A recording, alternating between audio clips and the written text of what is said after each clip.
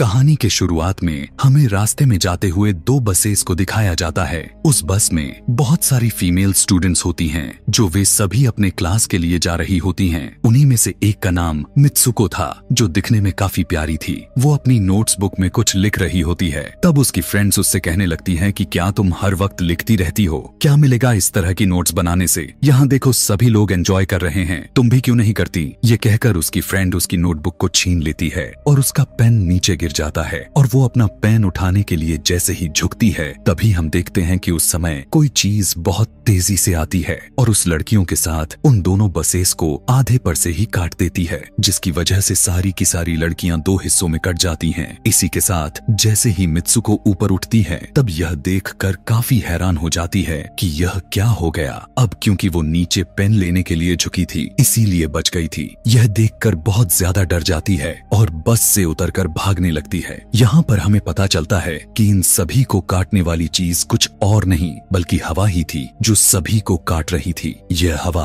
अब मित्सुको के पीछे भी पड़ जाती है। यह देखते हुए मित्सुको चिल्लाते हुए काफी तेजी से भागने लगती है। भागते समय उसे आगे चार लड़कियां और भी दिखाई देती हैं और वो उन्हें झुकने के लिए कहती हैं, लेकिन काफी देर हो चुकी थी। वो हवा उन्हें भी आधे पर से काट कर चली जाती है। लेकिन उनमें से मित्सुको एक लड़की को बचा लिया था कि तभी इन्हें कुछ साइकिलिंग करते हुए लड़कियां नजर आती हैं जो कहीं पर जा रही थीं। उन्हें भी ये बचाने की कोशिश करती हैं, लेकिन वो हवा उनके साथ भी वही करता है जो अभी इनके दोस्तों के साथ हुआ और इसी दौरान वो लड़की भी मारी जाती है जिसे अभी उस अदृश्य चीज से बचाया था। अब वो यह देखकर काफी डर जाती है और वो इधर उधर भागने लगती है। आगे हम देखते हैं कि मित्सुको जब एक नदी के पास जाती है तो वो यह देखकर हैरान हो जाती है कि उस नदी में भी पहले से बहुत सारी डेड बॉडीज पड़े हुए थे जिसने हवा ने यानी उस अदृश्य चीज ने काट दिया था। वहाँ से वो एक डेड बॉडी के कपड़े लेकर चेंज कर लेती है। अगले सीन में हम देखते हैं कि मित्सुको चलते चलते एक स्कूल में पहुंच चुकी है जहाँ पर और भी बहुत सारी फीमेल स्टूडेंट्स थीं।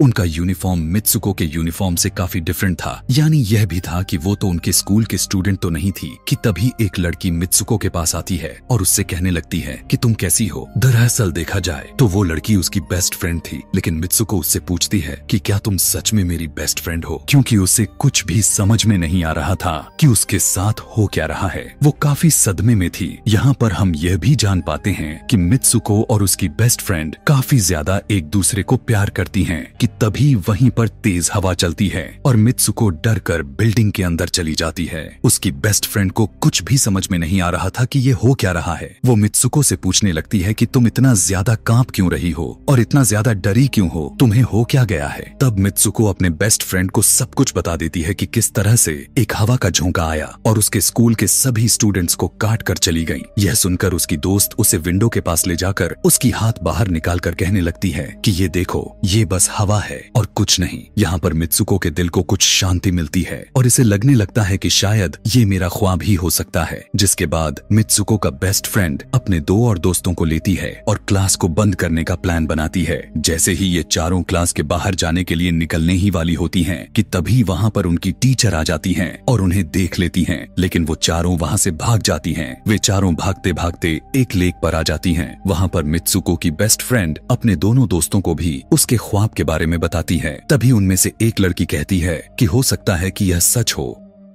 जैसे मिरर वर्ल्ड होती है जहाँ पर इस दुनिया से ऑपोजिट यानी उल्टा होता है। यह कहकर वो तालाब में एक पत्थर फेंक कर कहने लगती है कि देखो यहाँ पर मैंने तो पत्थर फेंका है, लेकिन हो सकता है कि दूसरी दुनिया में मैंने ऐसा ना किया हो। कि तभी अचानक से उस तालाब में से एक क्रोकोडाइल निकल कर आता है, उसमें से एक लड़की को खा जाता है। फिर वो लड़की कहने लगती है कि देखो मैंने कहा था ना, जो इस दुनिया में होता है वो उस दुनिया में बिल्कुल भी नहीं होता और जो उस दुनिया में हो रहा है वो इस दुनिया में नहीं हो सकता। तो इसको भी उसी दुनिया में मगरमच्छ ने खाया है। और यहाँ पर ये देखो ये तो बिल्कुल सेफ है। उसी लेक के पास एक बिस्तर यानी एक बेड नजर आता है। ये चारों उस बेड से तकिए को उठाकर खेलने लगती हैं कि तभी हम देखते हैं दूर से दो लड़कियां इन्हें देख रही थीं। उन दोनों लड़कियों में से एक ब्राइडल बनी हुई थी क्योंकि ये दोनों लड़कियां आपस में एक दूसरे से शादी कर ली थीं। जिसके बाद उनमें से एक फ्रेंड बताती है कि हमें कुछ ऐसा करना होगा जो उस दुनिया में इम्पॉसिबल हो, क्योंकि हमारे हमारे किस्मत तो पहले से लिखी जा चुकी है, लेकिन हम इसे बदल भी सकते हैं। जिसके बाद ये सभी लड़कियां अपने स्कूल में वापस आती हैं और नेक्स्ट लेक्चर लेने के लिए क्लास में चली जाती हैं कि तभी मित्सुको देखती है उसके पास एक तकिया पड़ा हुआ है।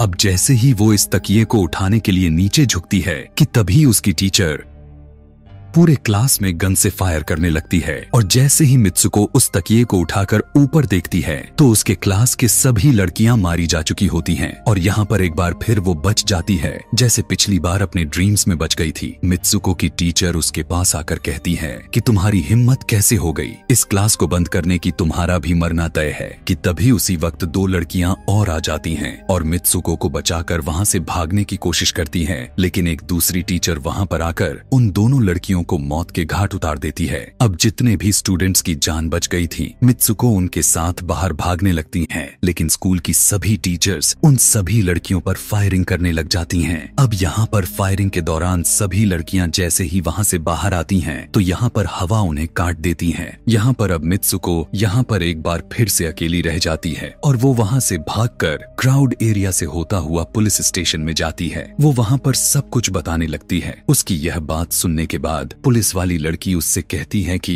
लेकिन तुमने स्कूल वाली कपड़े तो नहीं पहने हुए हैं। और जब वो उसके सामने एक मिरर को रखती है तब मित्सुको उस मिरर में देखती है कि वो तो एकदम से बदल गई होती है और लोग उसे मित्सुको के नाम से नहीं बल्कि उसे किसी और नाम से बुला रहे थे। यहाँ पर हमें पता चलता है कि उसकी शादी होने वाली थी। तब वही पुलिस ऑफिसर उसे उसकी शादी के लिए लेकर जाती है। यह देखकर आसपास के लोग उसे कॉन्ग्रेचुलेशंस दे रहे थे। अब जैसे ही वे सभी उसे लेकर चर्च पहुंचते हैं तो मित्सुको को बेस्ट फ्रेंड भी वहीं पर मौजूद होती है। मित्सुको उससे पूछने लगती है कि यह सब मेरे साथ क्या हो रहा है। तब उसकी दोस्त उससे कहती है कि अभी खामोश रहो, हम अभी किसी के कंट्रोल में हैं, बस जैसा मैं कहूँ तो तुम वैसा ही करो। और यह कहते हुए वो उसका वेडिंग ड्रेस पहनाती है और उसे वहाँ जाने के लिए कहती है। अब जैसे ही वो अपनी मैरिज सेरेमनी के लिए आगे बढ़ती है तो वहाँ की सभी लड़कियाँ उसका मजाक उड़ाने लगती हैं। यह देखकर उसकी बेस्ट फ्रेंड एक एक करके सभी को मारना शुरू कर देती है। जिसके बाद जैसे ही मित्सुको आगे बढ़ती है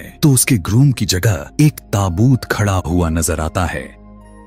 उस ताबूत को खोले जाने पर एक बड़ा पिग बाहर निकल कर आता है। मित्सुको उसे देखकर काफी ज्यादा डरने लगती है और एक टूटी हुई बोतल से उस पर अटैक कर देती है। जिसके बाद मित्सुको और उसकी बेस्ट फ्रेंड चर्च से भागते हुए बाहर आ जाती हैं। यहाँ गेट पर भी दो लड़कियां इन्हें रोकने की कोशिश करती हैं, लेकिन मित्सुको की बेस्ट फ्रेंड इन्हें मारकर वहाँ से भाग जाते हैं। उधर मित्सुको दूसरी तरफ भाग रही थी क्योंकि अब उसे लगने लगा था कि उसके साथ कुछ ज्यादा ही गलत हो रहा है। आगे जाने पर एक और मिरर में खुद को देखती है तो वो एक बार फिर से खुद को बदला हुआ पाती है। अब जिस जगह पर मित्सुको थी वहीं पर रेस हो रही थी कि तभी उसके पास कुछ लड़कियां आकर उससे कहने लगती हैं कि तुम तो बहुत अच्छी रेसर हो, खड़ी क्यों हो, भाग क्यों नहीं रही। और जब वो भागना स्टार्ट करती है तब वो खुद में काफी एनर्जी फील करने लगती है। जिसके बाद मित्सुको रेस जीतने की पूरी कोशिश करने लगती है। भागते समय उसे अपने डेड फ्रेंड्स भी नजर आती हैं जो कुछ वक्त पहले उसके स्कूल में मारी जा चुकी थी। कि तभी उसी वक्त उसकी बेस्ट फ्रेंड भी आ जाती है। तभी ये दोनों नोटिस करती हैं कि वही पिग और वो औरतें जिन्होंने इनको चर्च में रोक रही थीं, वो सभी इन्हीं के तरफ आ रही थीं। भागते समय कुछ लड़कियां मित्सुको से कहने लगती हैं कि इस दुनिया से बाहर चली जाओ। इसके बाद हम आगे देखते हैं कि मित्सुको भागते भागते एक सुनसान अंधेरी जगह पर आ जाती है। वहीं पर कुछ स्टूडेंट्स नजर आती हैं जिन्होंने यूनिफॉर्म पहना हुआ था। वो सभी लड़कियां मित्सुको से कहने लगती हैं कि हम सभी मरे हुए हैं और तुम्हें भी मार देंगे। लेकिन तभी मित्सुको की बेस्ट फ्रेंड वहाँ पर आकर उस लड़की को मारकर वहाँ से मित्सुको को भगा ले जाती है। मित्सुको की बेस्ट फ्रेंड उसे अपना नाम जोर जोर से पुकारने के लिए कहती है, जिस पर मित्सुको अपना नाम जोर जोर से लेने लगती है। इसी के साथ मित्सुको अपना असली रूप में वापस आ जाती है। उसकी बेस्ट फ्रेंड उसे अपना हाथ दिखाते हुए कहती है कि प्लीज मेरे हाथ में जो वायर लगी हुई है उसे बाहर खींच दो ताकि मैं इस दुनिया से बाहर जा सकूं। लेकिन मित्सुको को डर भी था कि कहीं यह वायर खींचने से उसकी जान न चली जाए। और क्योंकि मित्सुको अपने बेस्ट फ्रेंड को काफी ज्यादा प्यार करती थी इसलिए वो ऐसा नहीं करना चाहती थी, लेकिन ज्यादा उसे फोर्स करने पर वो उसकी वायर्स खींच देती है। वायर खींचते ही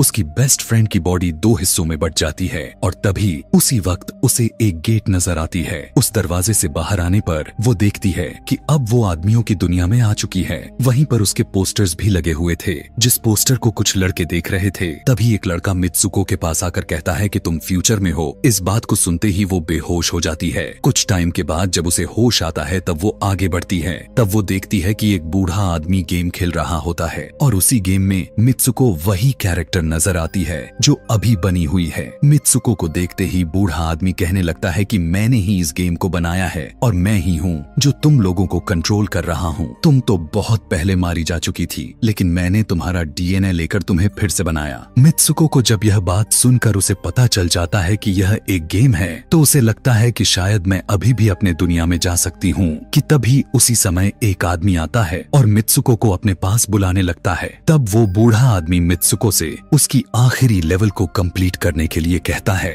वो आगे बढ़ने लगती है कि तभी मित्सुको को अपने दोस्त की कही हुई बात याद आ जाती है कि अगर हम इस दुनिया में कुछ ऐसा करेंगे जो दूसरी दुनिया में इम्पॉसिबल हो तो तुम इस गेम से बाहर आ जाओगी। और इसी के साथ वो इस आदमी का गला दबा देती है और कहने लगती है बस करो हमारे साथ खेलना। यह कहकर मित्सुको उस बूढ़े आदमी की छड़ी को उठाकर अपने पेट में घुसा देती है, जिस वजह से उसकी मौत हो जाती है। और यहाँ पर हम देखते हैं कि बूढ़ा आदमी यह सोच भी नहीं सकता था कि मित्सुको ऐसा कुछ कर सकती थी और इसी के साथ उसकी डेस्टिनी पूरी तरह से चेंज हो जाती है। वो इस दुनिया में यानी गेम में तो मर चुकी थी, लेकिन असली दुनिया में वो अभी भी जिंदा थी। आगे हमें ये भी दिखाया जाता है कि मित्सुको के बाकी के कैरेक्टर्स भी किसी न किसी वजह से अपने आप को मार लेते हैं और अब वे सभी गेम का पार्ट नहीं थे। अगले सीन में हमें मित्सुको को बर्फीले जगह पर लेटा हुआ दिखाया जाता है और अब वो अपने रियल वर्ल्ड में आ चुकी थी। और इसी के साथ यह दिमाग घुमा देने वाली कहानी यहीं पर खत्म हो जाती है। आगे और भी ऐसे ही एक्सप्लेनेशन मूवीज देखने के लिए कमेंट में नेक्स्ट लिखना ना भूलें। Thanks for watching.